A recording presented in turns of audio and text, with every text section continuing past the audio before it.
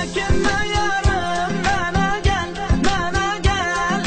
İhtiyacın var, sana gel, sana gel.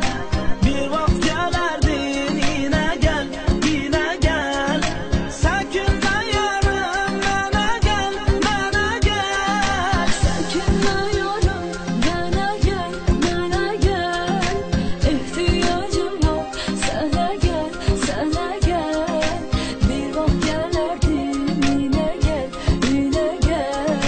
Çekinme yarım, bana gel, bana gel.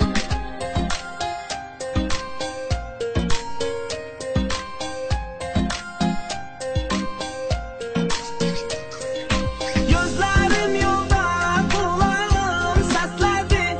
Ah meleğin yüreğim seni istedi. Sevecek, sevişek, sen böyle sarıl, mesele sarılır.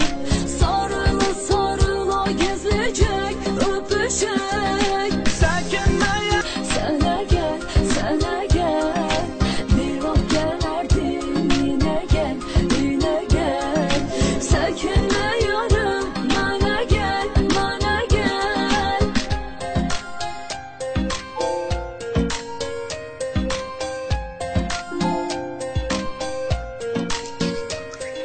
yatmazdan evvel sen gidip yatardın. Tanısa bilmezsem mesaj atardın. Telefon elimden nere düşmezdi.